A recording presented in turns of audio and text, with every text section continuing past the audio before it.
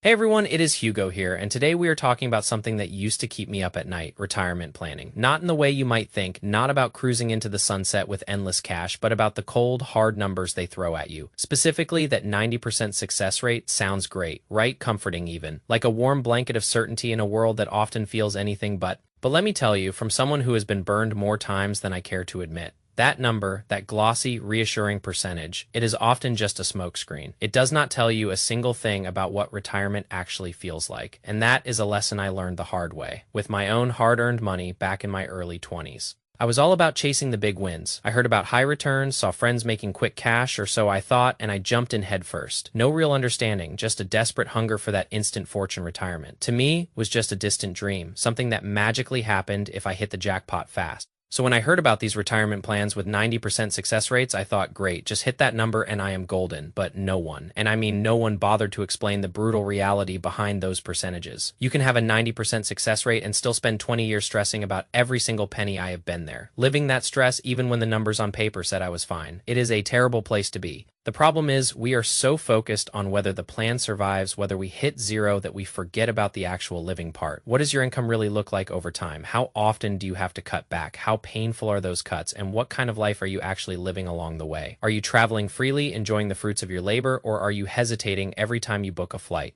Constantly checking your balance, worried about the future. For me, it was the latter, a constant state of anxiety, even when the spreadsheets showed a high probability of success. It is not about just having money, it is about enjoying it, about truly living. Let us get on the same page about what that 90% success rate actually means, because it is often misunderstood. They run your plan through thousands of simulations, different market returns, different economic environments, all that fancy stuff. And in 90% of those simulations, you did not run out of money. That is it. That is what success means. You did not hit zero. Sounds good, but it is a really low bar for living your life. Most financial plans aim for that 85 to 90% mark. It sounds responsible, conservative, like you are doing everything right, but a higher probability of success does not always mean greater safety in every form. Often it means you are spending less than you truly could. You are building up this massive safety net for worst case scenarios that might never happen, sacrificing your life today for protection you may never even need. And I have definitely done that, being so afraid of running out that I did not really live. The traditional way of looking at retirement is like a pass-fail test. You either run out of money, which is a failure, or you do not, which is a success, clean, simple, and completely disconnected from how real life actually works. David Blanchett, a smart guy in this field, points out that this is one of the biggest flaws. Running out of money by $1 at 95 is not the same as running out by $500,000 at 70. One is a rounding error, the other is a life-altering shock, but the old models treat them identically. They ignore when the shortfall happens, how big it is, and most importantly, how you would have to adjust to avoid it. Cutting a vacation is one thing, cutting healthcare is a whole different ballgame. I learned this when I had to make some serious cuts after some bad investments. It was not just numbers on a screen, it was real-life sacrifices. Blanchett flipped the script and asked a better question: how much of your retirement goal was actually achieved? It is about looking at retirement through a different lens, not just surviving but living your lifestyle. This shift did not happen overnight. We started with simple rules, like the 4% rule, a fixed withdrawal adjusted for inflation. It is clean, simple, and helpful, but deeply flawed, because real people do not spend like robots.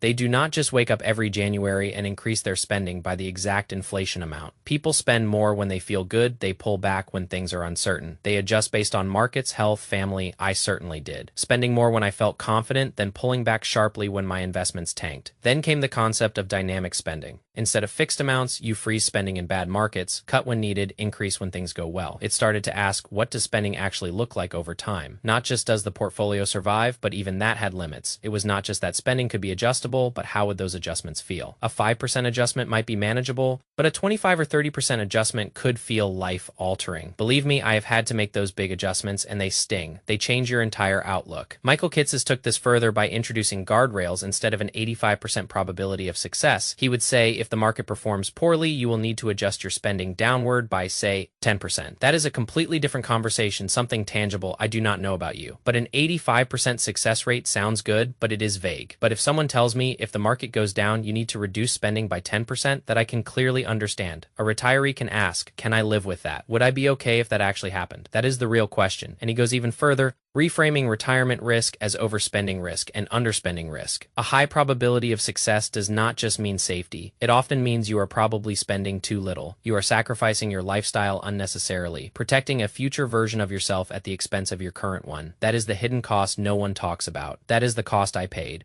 living too frugally for too long just to hit some arbitrary success rate. Our goal now is to optimize the experience of retirement kitses, who I had the privilege of talking with, pointed out something brilliant. If your plan has an 80% probability of success, maybe that just means there is a 20% probability that you will need to adjust your spending. It is not a failure, just an adjustment. This is where Blanchett's work really shines. He brought in 3 key ideas that totally changed my perspective on financial planning. First, spending is not flat. Most models assume spending stays the same, just adjusted for inflation, but in real life, that is not true. Retirees tend to spend more early on, traveling, having experiences, being active, then they spend less later, more time at home, higher healthcare costs, less discretionary spending. If your model assumes flat spending, it is modeling a spreadsheet, not real life. My own experience taught me this. When I was younger, I blew money on all sorts of things, thinking I would make it back. Now, I am much more careful. But I also realize I missed out on some experiences because I was too focused on the numbers. Second, retirement is not a pass-fail test. It is a spectrum. Instead of asking if you ran out of money, Blanchett asks, how much of your lifestyle did you actually fund? You might fund 95% of your desired lifestyle, and that is perfectly acceptable, or even 85% might be fine for you. The old model calls that a fail, but it could still be a great retirement. This brings in nuance, measuring degrees of success, not just survival. This is what I needed to hear years ago. I was so fixated on 100% on perfection that I missed the beauty of good enough. Third, not all spending cuts are equal. This is where the human element comes in. Cutting travel, dining out, luxury spending, that is not the same as cutting housing, healthcare, or basic needs. It is about how much a cut affects your well-being. Cutting a $5,000 vacation is annoying. Cutting medication, that is life. Altering, not just financial. This is where William Sharp comes in, reframing retirement less as a math problem and more as a long-term happiness problem. He wants to maximize the expected utility of income over time. A smooth, stable income path is more valuable than a volatile one. Small adjustments are easier than large shocks. Essential spending matters far more than discretionary. This taught me that being willing to make smaller cuts along the way is better than facing a huge cut later in life. And sometimes a lower success rate or probability of success might actually lead to a better quality of life. The goal is not just to have enough money, it is to have the right experience with money over time. This is how we go from math to meaning. Another key piece of this puzzle is income stability, Blanchett's research shows that retirees are willing to spend about 80% of guaranteed income streams, but only about 50% of income from their portfolio. Why? Because guaranteed income feels safe, spendable, it creates confidence. A monthly Social Security check feels like income. A $1.5 million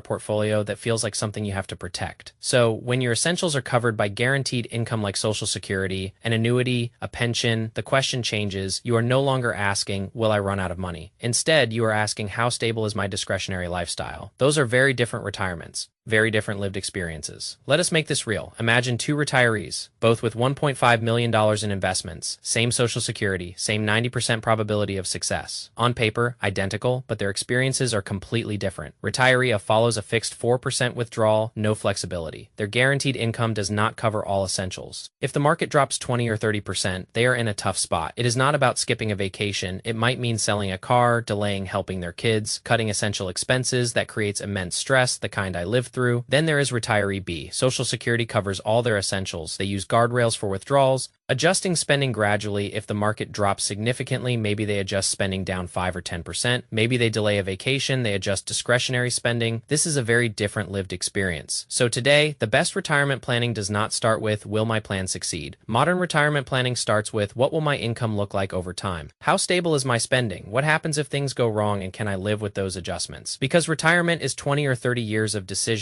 of trade-offs, of emotions, of real life, and the goal is not just to survive it, but to live it well. The biggest shift in retirement research lately has been philosophical. We have moved from optimizing for survival to designing for experience, from simple probabilities of success to stability of spending and quality of life. So hopefully this shows you something very important, that the perfect plan on paper is not always necessarily the perfect plan in real life. Remember, retirement is a lived experience and you want to live it well. It is a lesson I wish I had learned much earlier, before all the costly mistakes. My journey through those investment potholes taught me that chasing abstract numbers leads to misery, but understanding your own needs and building a flexible plan leads to actual peace of mind. It is not about avoiding zero, it is about enjoying every day, knowing you have a plan that adapts with you, not against you. That is the real success. What are your thoughts on how retirement research has changed over time and really adapted to modern retirement? I would love to hear. Leave your comments down below. I post new videos every single week. If you got anything at all out of this one, please give it a like. If you are new here, please consider subscribing. Or if you know of someone who might get something out of this type of content, please consider sharing. I will see you soon. Bye.